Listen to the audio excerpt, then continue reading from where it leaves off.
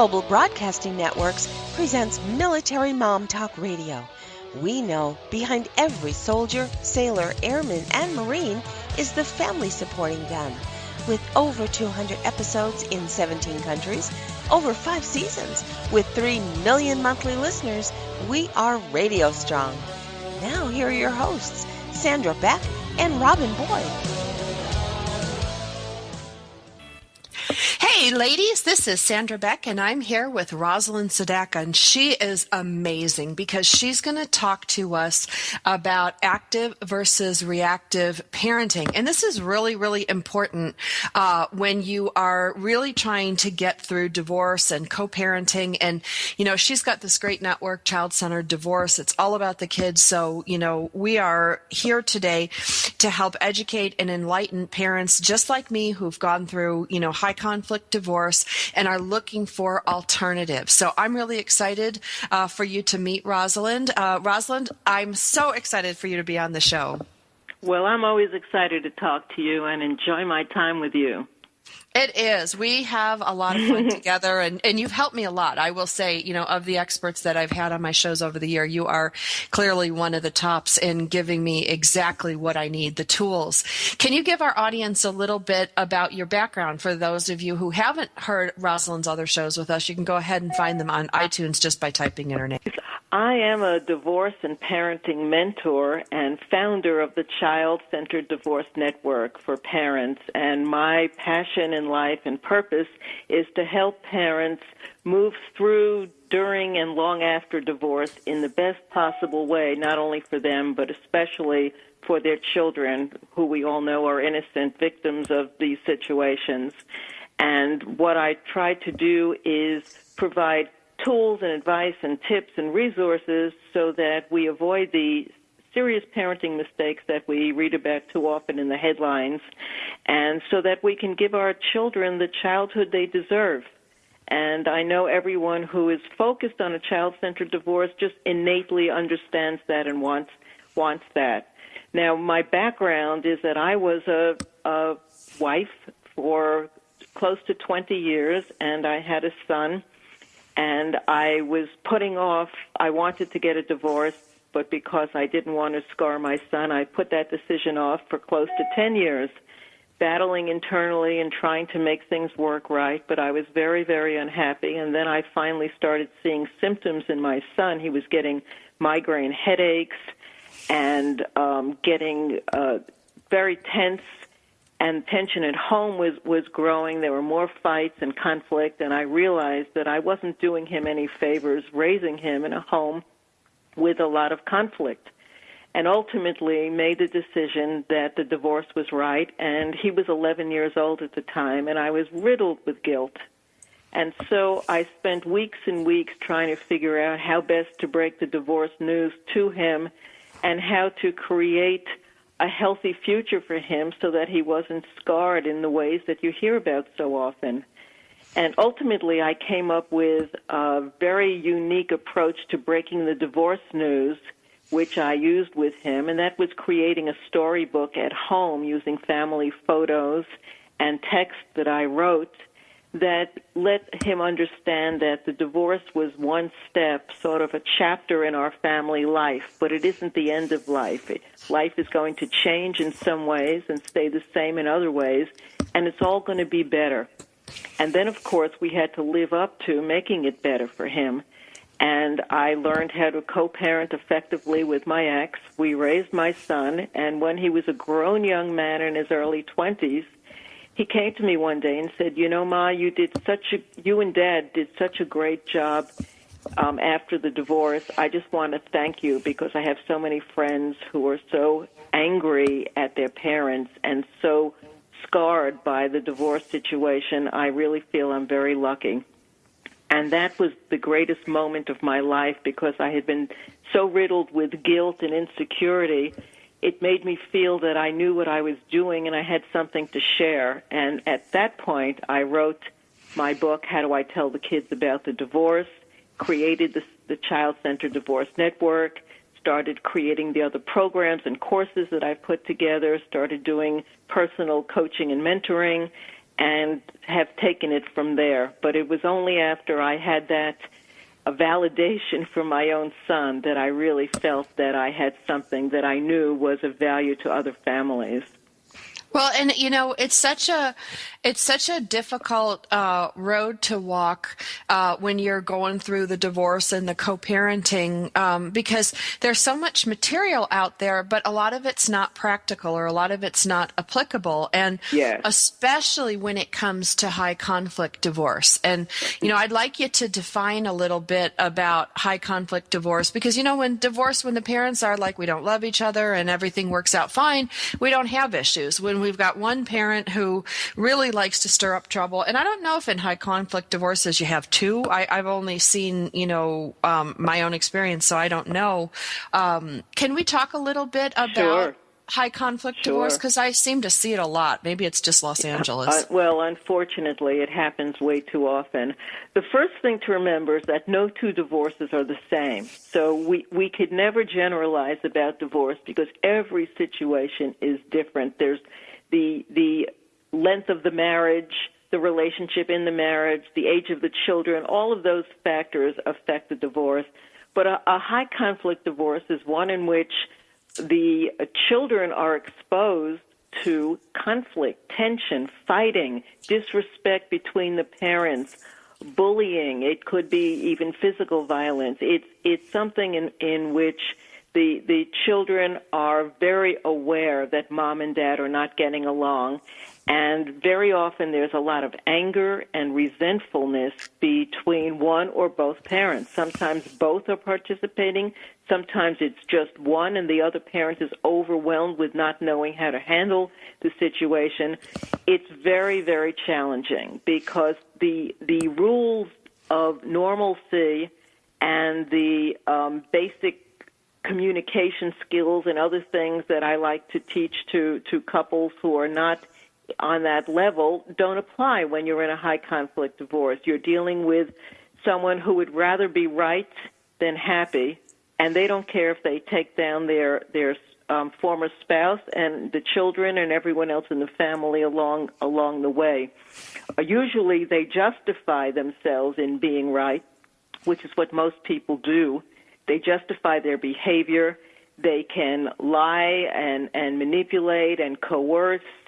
Sometimes money is a factor so that they come up with stories or play games with the legal system because they don't want to be spending money on support and custody and various other factors.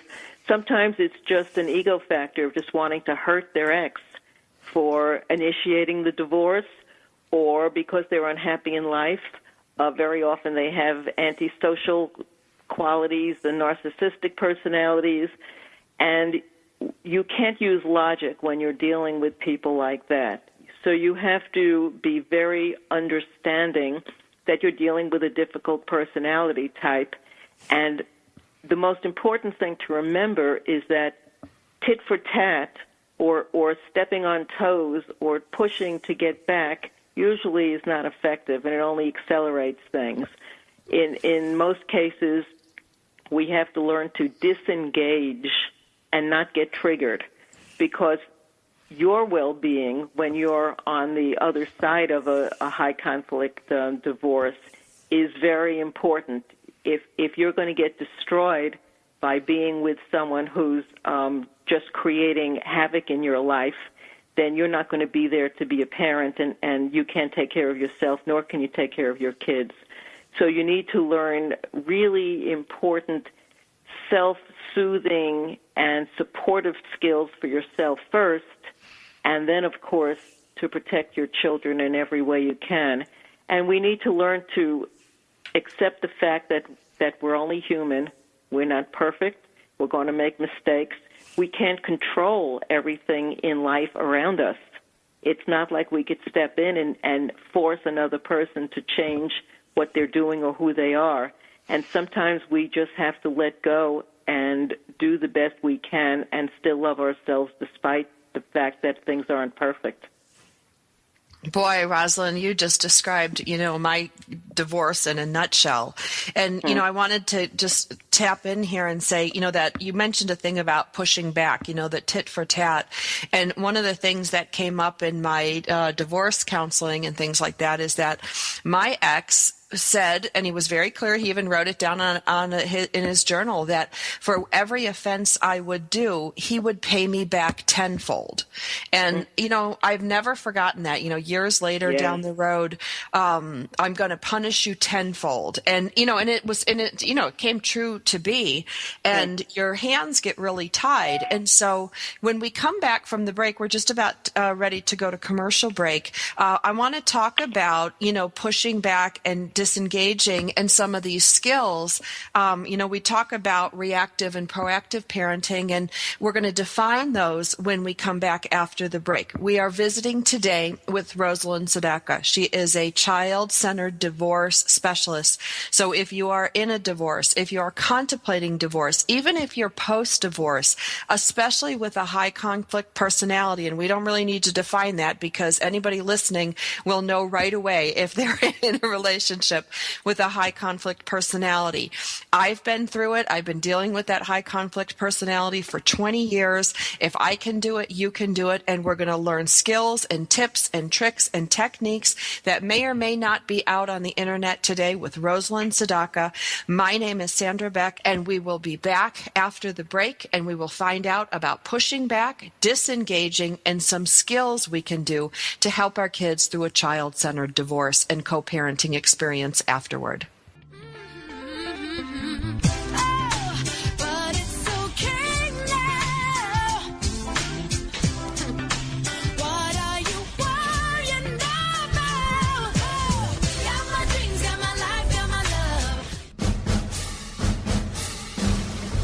Hey moms, dads, and grandparents. This is Sandra Beck from Military Mom Talk Radio, and I know how hard it is to provide a great education for military kids.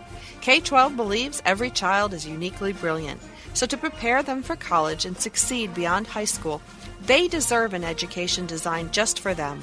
Learn more at k12.com/grade about enrollment. A child's brilliance comes in many forms. Some are curious, others inventive, some are analytical.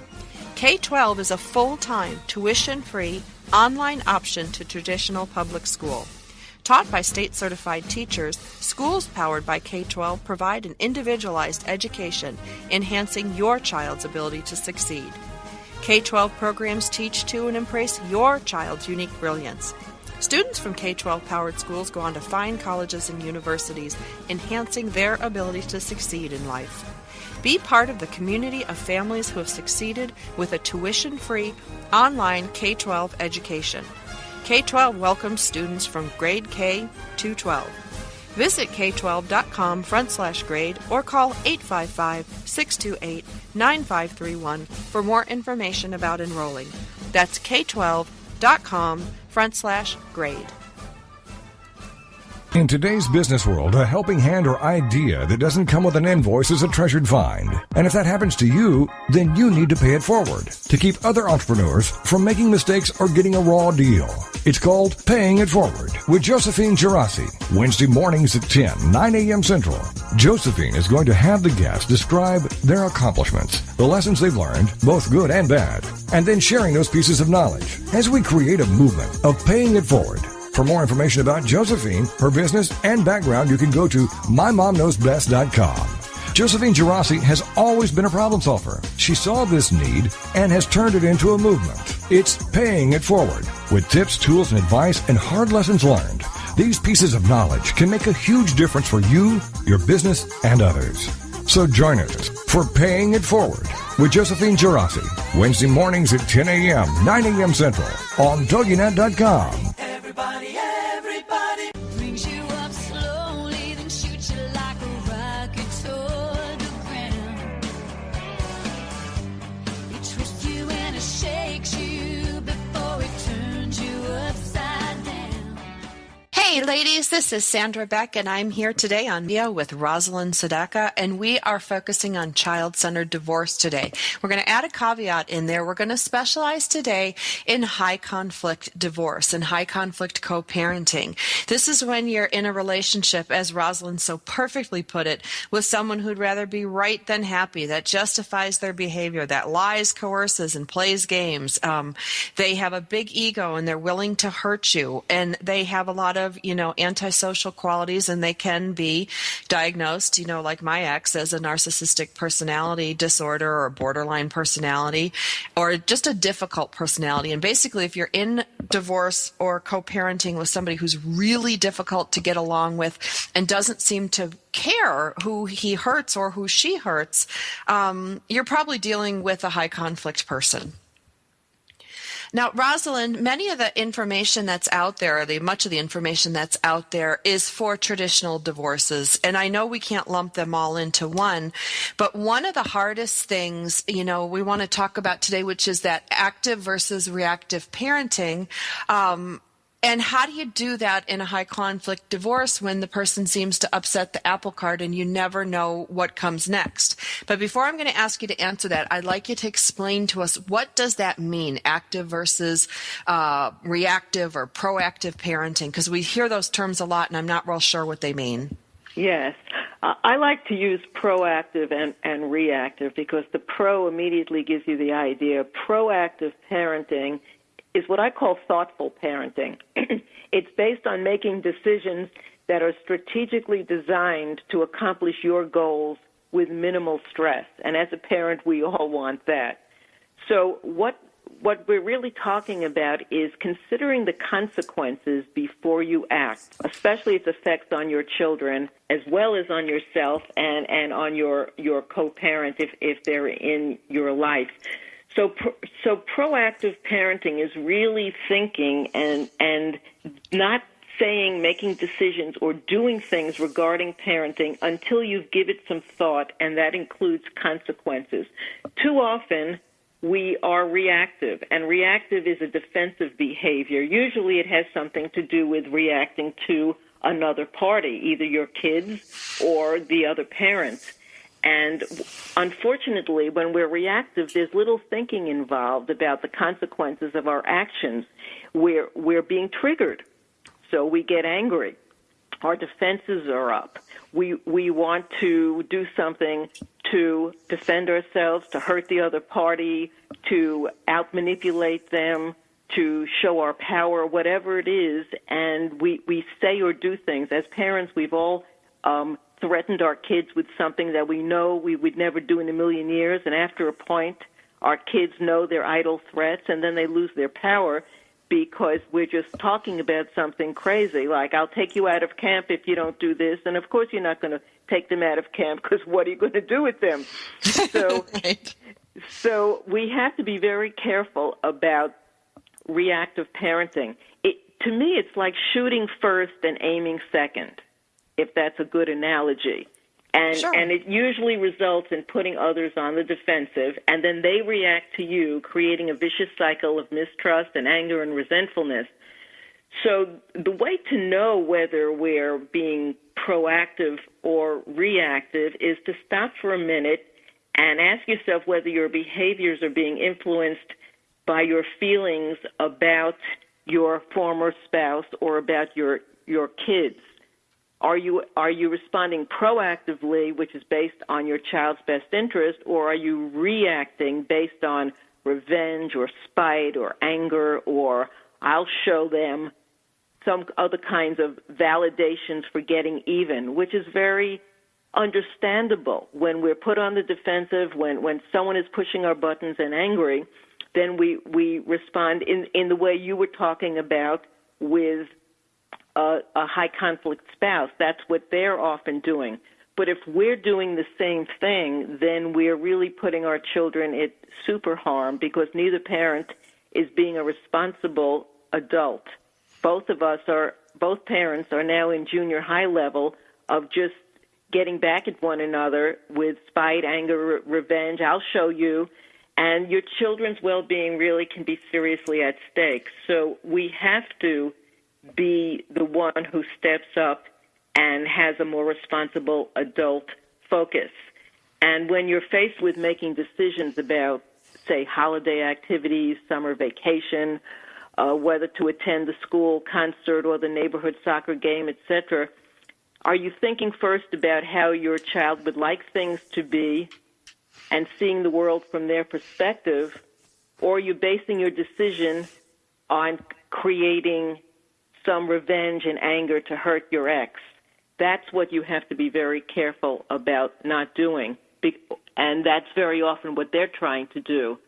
So it's a matter of thinking of consequences and creating a win-win outcome for your family, or versus trying to wield power over your ex and keep them out of the equation. Rosalind, I'm going to jump in here because I wanna show people what that looks like, if I may. Mm-hmm. And for example, and this is where, in the beginning when I first started dealing with all this, everybody was like, you have to journal, write it down. Well, and at first when I wrote all this stuff down, I thought, well, it seemed like just like a crab list. He did this, he said that, he did this, he said that, da, da, da, da. But the funny thing happened on the way to the loony bin is when I read back, like weeks and weeks and weeks of journaling, because I wrote down every offense, every slight, every whatever, I realized that they fell into like some categories. And this is what I think of your like proactive reactive thing. Like I used to just react to every little thing. Then I realized after looking at weeks and weeks of journaling that it all came down to like 10 different little categories. It was either name calling and insults, setting me up for failure, sending me to the wrong ballpark, telling me the, game was changed so we get there late. That's the setting up for failure, changing plans. No, I'm not going to drop them off at 5. I'll be there at 7. Then I'll be there at 8. I'll be there at 9. This happened on Halloween. Then there was lying or misleading the kids, just either telling them something or getting the kids to believe something that wasn't true. And then there was advice or instruction to the kids that I knew my ex would give them just so they'd be contrary to me. I am a Christian. I believe my mom went to heaven when she died. They sat down the kids the day after my mom died and told them, oh no, they crumple up like a leaf and blow away in the dust and they're gone forever, and really traumatic. And the other thing is withholding, not sending over clothes, not sending over team jerseys or keeping cleats, things like that just to mess me up. And when I went through all these things, I came up with these categories. And so when I figured that out, and I encourage everybody listening today to try to figure out what kind of little games, your ex is doing, because then when your kid comes home and drops some bomb, you don't have to get all upset because you go, oh, this is just the lying game, or this is just the bad advice game, or this is just the withholding game. And when I figured out the games, Rosalind, I could react. I started buying a second set of sports equipment. When we got the team jerseys, I ordered an extra one for our house. Even though it was a lot of extra work on my hands, and when kids would come home with the name calling du jour or the insult du jour, I go, oh, that's just your dad. Those are the things he says, but we don't talk bad about people in our house. Can I just point out that what you did, you didn't react, you acted. That's the difference. When the kids came home and you already had those categories clearly understood, then you could act because you were now coming from a conscious place of understanding and making a decision in which you thought about it first and then you knew the consequences. If you reacted, that's when you would have been in the past being angry. Why did he do this to me? How could he do this? I don't know what to do now. But you no longer were in that reactive place. You were in a proactive place because you were prepared and you were thinking first. And that's the different state that we want everyone to understand, that it's a choice of getting into. So you learned from your experiences, and then you understood that the power came from acting, not from just blindly reacting, which would have been setting you up for emotional craziness and hurt and pain. You stopped the hurt and pain from happening. he couldn't hurt you anymore because you were prepared. No matter what craziness, you said, oh, this is game number 4, this is game number 7, I know this one, I know that one, and you weren't caught off guard any longer.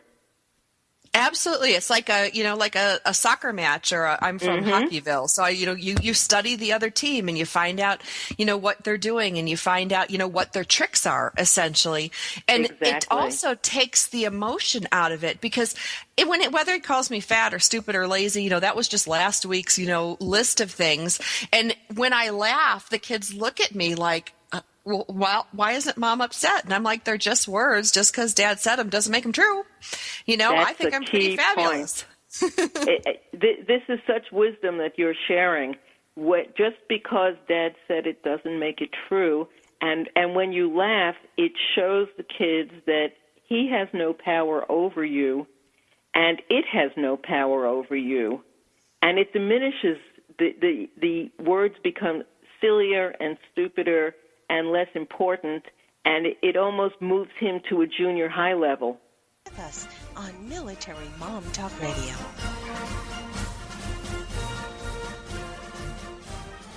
It's the Fitness Minute with fitness expert Annette Hammond. To lose weight, we know that each day we need to burn more calories than we take in through eating, and exercise burns more calories. According to Discovery Health, a 150-pound person will burn about 60 calories while taking a 1-hour nap. 1 hour of sitting and watching television burns about the same. But if that 150-pound person takes a 1-hour brisk walk, then say goodbye to more than 250 calories. Cardio exercise like running, biking, swimming, and brisk walking are the best modes of exercise to burn the highest amount of calories and will get the endorphins flowing in your body. Those feel-good neurotransmitters boost your mood naturally.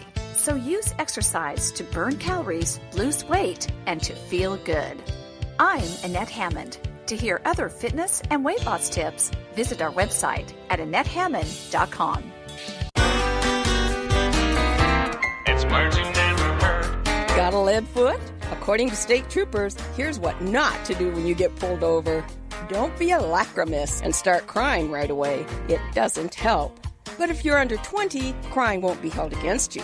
Don't ask for a break, and don't yell or start any argy-bargy. And one trooper said, if they're going to flirt with me to get out of a ticket, it would probably insult my intelligence. But unfortunately, I don't get hit on all that often. So flirting or being a gill flirt won't work. Did you know that 15% of all drivers get 76% of all traffic tickets? And the odds of winning if you challenge a traffic ticket in court are 1 in 3. So what should you do when you get pulled over for speeding? Be courteous to the officer, and most of all, be honest. It's words you never heard. I'm Carolyn Davidson, and you can have fun challenging your words you never heard vocabulary with my free app, Too Funny for Word.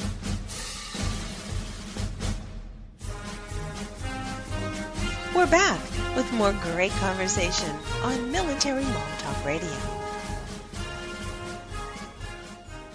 Hey ladies, this is Sandra Beck. We're visiting today with Rosalind Sedacca, and she is a child-centered divorce expert, and she has helped me personally as many steps of the way of my own divorce and co-parenting experience with a high conflict personality. Basically, somebody who fights about everything. He can't be wrong or she can't be wrong, doesn't say they're sorry, sets you up for failure, all those good things. The great thing about today's show is that we can help you with just a piece of paper.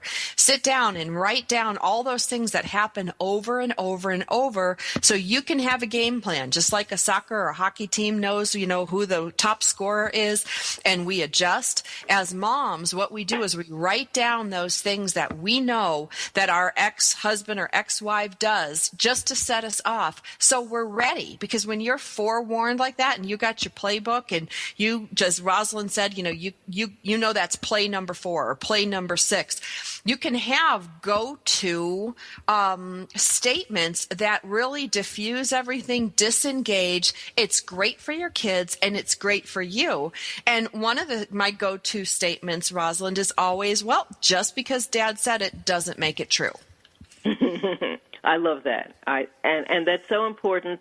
And it's important for the children to hear because you are being a role model to your children every moment. More than what you say, it's what you do, how you behave, how you act, the decisions you make.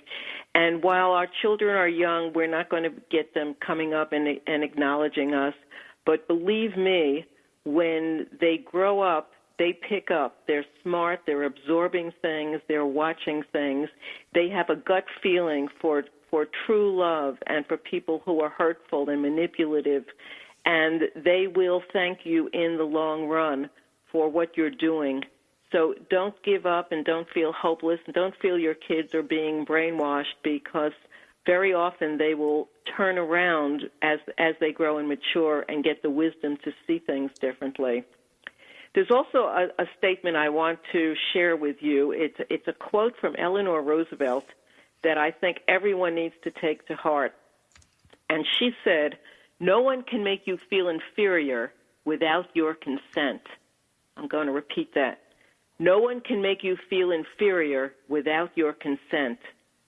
That's a profound statement, because if you're dealing in a situation when you have someone in your life who hammers away at you and tries to put you down and belittle you and treat you with disrespect, it doesn't mean it's so unless you buy in.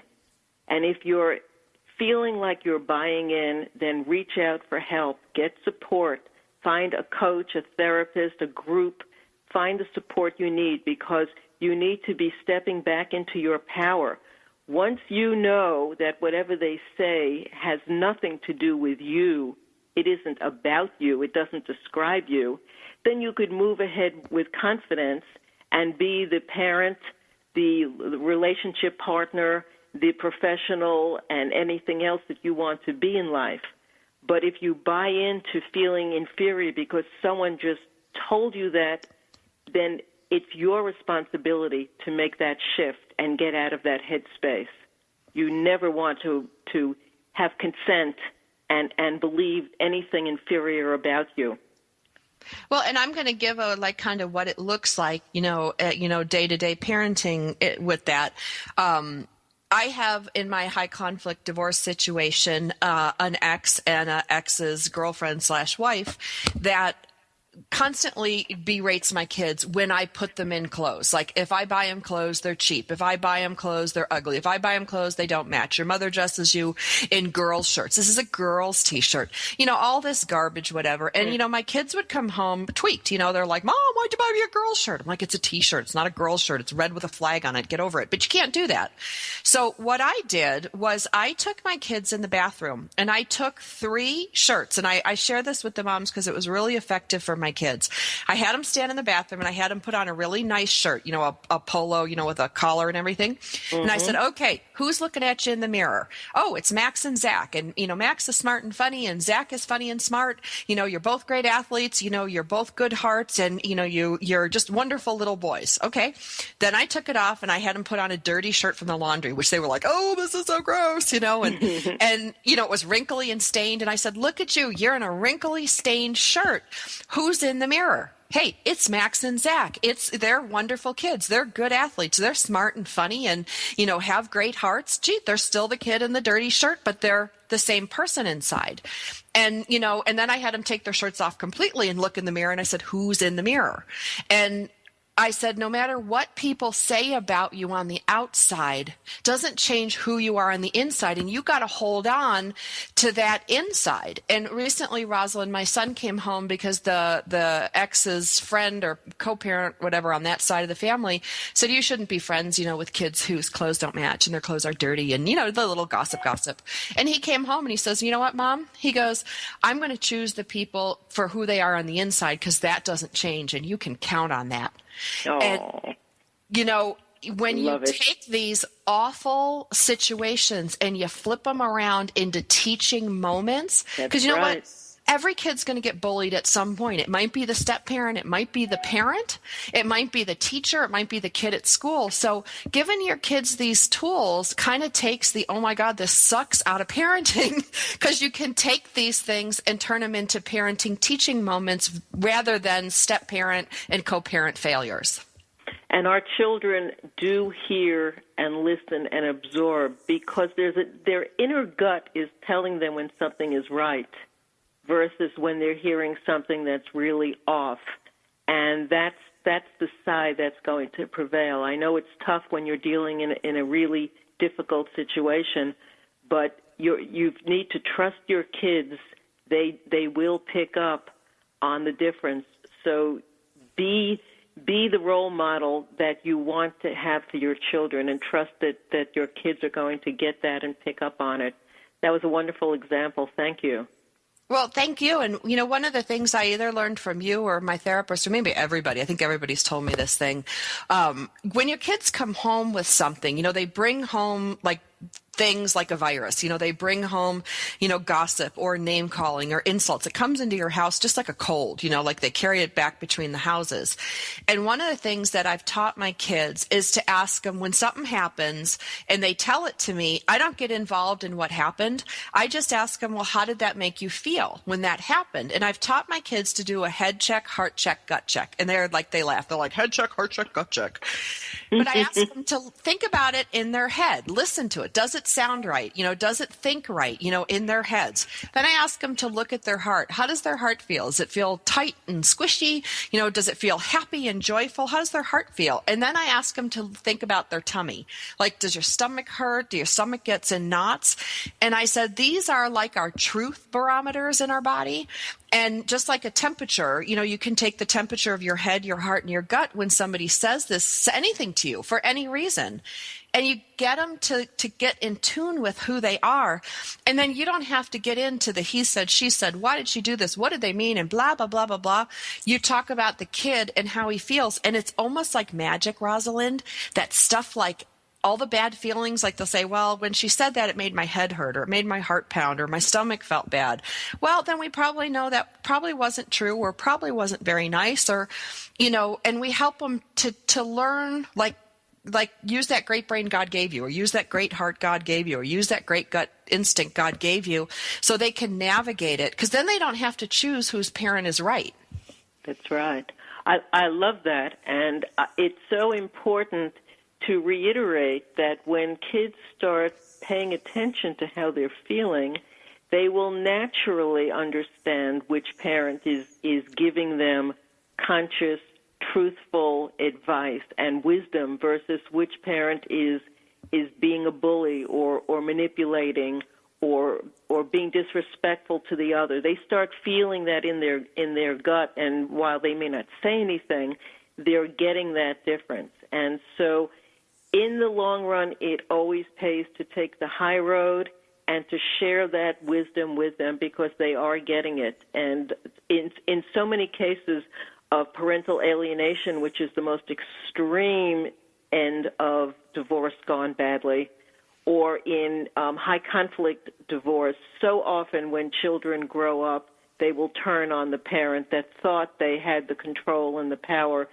to manipulate those children, and they will really resent them and hold them responsible for the for the poor behavior they had in parenting. So keep that in mind when you're feeling the frustration and the stress and anxiety of dealing with the challenges that you're dealing with on a day-to-day basis. Well, and that's really important, Rosalind, and you brought up a term that, I really didn't even know about until, I got into therapy and got into the courts and things like that. And, that's the term parental alienation. And I'd love in the next segment to talk about parental alienation, because that's really a big part of, and it can be subtle, it can be overt, there's so many different ways that you can do that I really want to talk to that topic in the next segment. We're going to go to commercial break shortly, but I invite you, especially if you have little boys. I know some little girls like superheroes, but whenever I don't know what to do in a situation, I put on my Batman cloak. And I have these Batman t-shirts, Rosalind, that I wear. And when I'm going to go into a high conflict situation with my ex, I'll have them under my sweater. I have the Bat shield. I love it. And I really imagine myself as Batman facing the Joker. And if you watch any of the Batman movies, you'll see the Joker, plays all these games And one of the things they're really good about is parental alienation. So when we get back from the break, we're going to talk about what that is, what does it look like, how do we combat it, and I invite everybody out there today to put on your bat cloak, put on your bat shield, and go out and be the best parent you can be. More after the break. We'd love to hear from you. Check us out at militarymomtalkradio.com or find us on Twitter and Facebook. Our shows are available on iTunes anytime from 0-100 hours to 23:59. For now, stay right where you are. There's more Military Mom Talk Radio after these messages. Welcome to Geraldine Tegelov Live, the show that shares with you the secrets of redefining, reinventing, and rebuilding your life.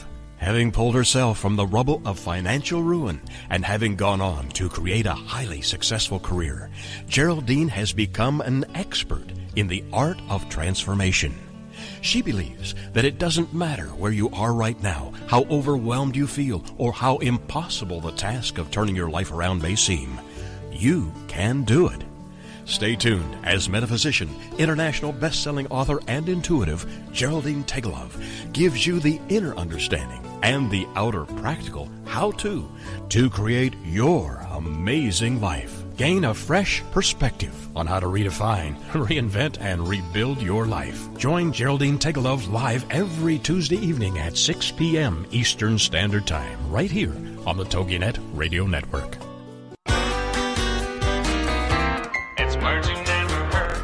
Here's some fun facts about noses and ears I'll bet you didn't know. Did you know your ears secrete more earwax when you're afraid than when you aren't? And generally, people with asthma have better hearing than those who don't. Now, here's a word for you. When someone gets their ears pierced, they're actually piercing their pinna. The pinna is the fleshy part of the earlobe. Did you know it's possible to sneeze so hard you can break a rib? That happened to my husband's secretary once.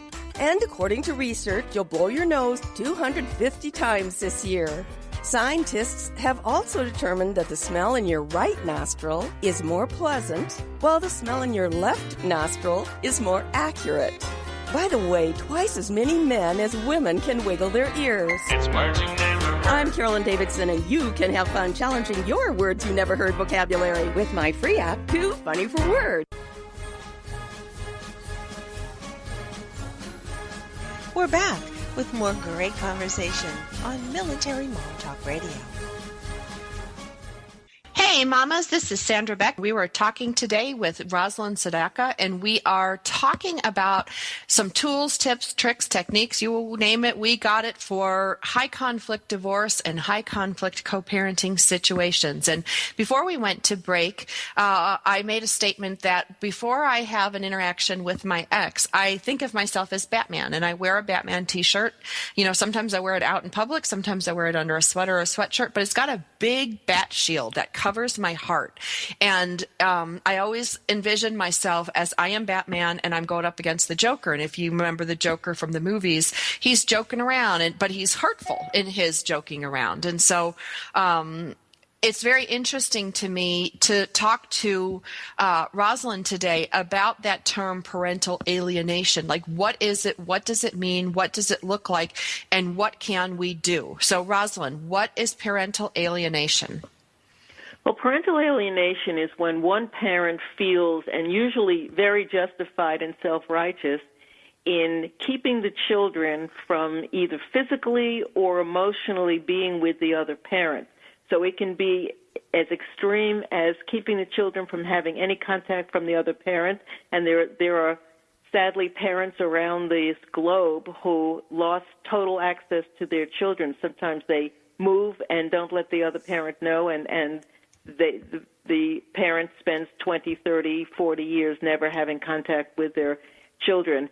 In many cases, it's more subtle, where they alienate the children and they blame all the problems in the world on the other parent, so that the children stop wanting to be around the other parent or liking or respecting the other parent. And I have some examples of things that one might say, and you may have even caught yourself or your ex saying some of these things from time to time. If you only knew how bad your father was, you'd understand why we're divorcing. well, that immediately alienates and puts such a bad tinge on the other parent. Or your mom left me and I wanted to keep our family together. Again, making the mom or the dad the bad guy. Your mom or dad was an adulterer, an alcoholic, a drug addict, a workaholic, and I had to leave to protect you children.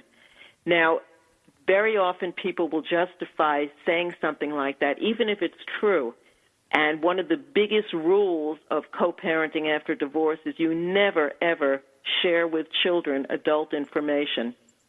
If you want to tell your kids that there was an adultery that affected the divorce, then you wait till they're in their 20s when they're grown adults, and you could talk about that if you feel it's something you need to do.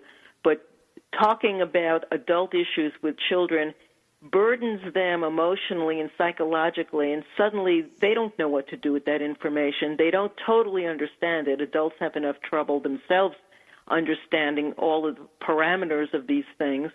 And so these kids can never get back the childhood that was taken from them because they're dealing with understanding about drugs and alcohol and other kinds of issues that we want to protect them from.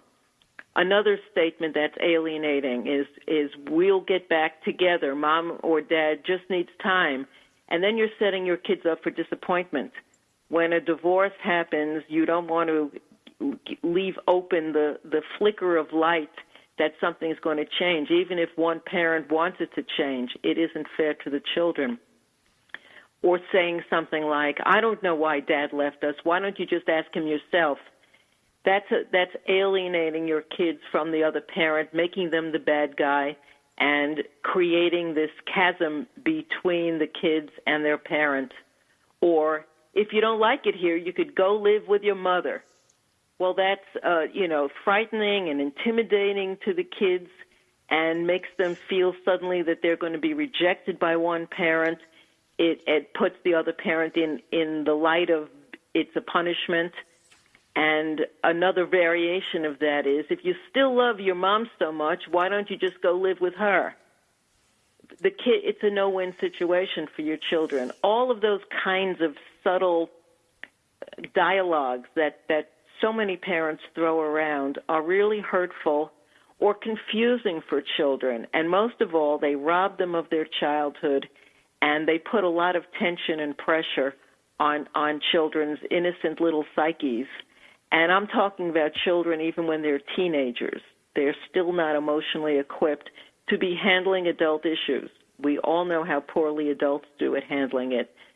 So giving these situations over for kids to be dealing with and hoping to fix when it's impossible just makes life so much harder for them. Now, Rosalind, I'm going to ask you real quickly here. Now, in a high conflict situation, and this is, again, and every divorce is different, but some of the things that I have experienced, my kids come home and say, well, Dad left you because he didn't love you anymore, and he fell in love with Christine, and she's a better person than he is, and da-da-da-da. Or, Jenny told me, that this is what so-and-so said, and we saw it on the internet, or we saw this. There's a lot of times when you have the cat's out of the bag because the high conflict parent puts it all out. Like in my situation, the high conflict parent has put it all out on the table for what went wrong and justifies their behavior being right. And some of it was true, some of it was untrue, but it was completely inappropriate for, Of course, it's totally inappropriate because now your kids are having to think about things that they shouldn't be burdened with. But that is what it is, and that's why you're stepping into being a proactive parent. So you're used to knowing that this inappropriate information is being shared, and then you move into the prepared answers that you have, where you say as little as you can, but you do respond, you answer correctly, you don't lie, but you don't feed into that, and you move into another dialogue, which is more important, about feeling and love and emotions and enjoying the present rather than getting into what happened last week at Dad's house, because there's no win there. There's nothing positive in digging deeper, and you could always end with saying, just because Dad said it doesn't mean it's so, and move on. After a point, it becomes a joke in the house, and everyone can just shrug their shoulders and move on. So you're not giving it credibility, and that's the most important thing. Sandra, can I tell everyone where to find my website? Because we have so many articles and programs that are available at childcentereddivorce.com. If you click on the coaching button, there are several different offers there that would fit for learning more about co-parenting skills. The articles, the blogs, there's an expert speaker series there where you could listen to me interviewing other experts, and there's places for you to listen to experts interviewing me. So the resources are there, and I have a free ebook for all of your listeners right on the home page, Post-Divorce Parenting Success Strategies for Getting It Right. And there's a lot of valuable information there on getting through divorce and meeting the challenges that happen in co-parenting. So I just encourage everyone to check that out. That's so important, because it's really hard to know where to turn with these issues and, how to handle them. And I'm going to say, clearly to everyone, I go once a week to a high conflict divorce specialist therapist. I use my health insurance. I make the co-payment. There are people who will take sliding scale. It's really helpful to have somebody to talk to every week while you figure this out who can give you the answers. A lot of times, Rosalind, my kids will bring something up and I won't deal with it at the time because I got nothing. I'm like, wow, I don't know how to explain an affair to a 6-year-old. I don't even know what that really means. And she has given me invaluable advice and tools. And the one thing I would like to leave with everybody before we end the end of the show is always ask what that means. Always ask, well, why did you say that? Why did you ask that? Because what I found with, raising kids from the age of 3 months to 2 years up to now my kids are 9 and 12 is that the best thing I can do is say, well, why would you say that? Or why did you ask that? Or what does that mean? What does affair mean? Because they might hear these words and not really know what they mean. And then you blabbed, and I did this. I made this mistake. I gave a good answer of what I thought, but I opened up a bigger can of worms. Exactly. That you made a very, very important point. Ask first because you may be just moving beyond something that they're not even understanding, and you could shift the conversation in another direction very easily, or you could be clarifying things that are really confusing for them, and then you're making the important point that you're trying to make at the same time. So always ask those questions first to find out what feeling questions, because that's what they're really getting at. It's not a matter of getting a Wikipedia answer about something. It's really they're feeling something. They're feeling insecure. They're feeling frightened, confused, defensive, angry. And if you ask questions that get to the root of the feelings, then you're able to move ahead and provide the kind of answers they're looking for, because they're looking to feel better. And that's the most important thing. And when you're talking to kids, try to get down on their level, be there for them, look in their eyes, hear them, hug them, and handle them with empathy. Put yourself in their shoes, because the world is very confusing for kids in general, and when you're dealing with a divorce and when you're dealing with a contentious divorce and a conflict in their lives, then you want to really be especially careful and compassionate and empathic when you're talking to them. This is Sandra Beck and Rosalind Sedacca. We'll see you again next week. Thanks for tuning in to Military Mom Talk Radio. Want more information? Check us out at militarymomtalkradio.com or find us on iTunes for more than 200 free episodes. Drop us an email or find us on Facebook. We are looking forward to another great discussion. We hope you'll join us on Military Mom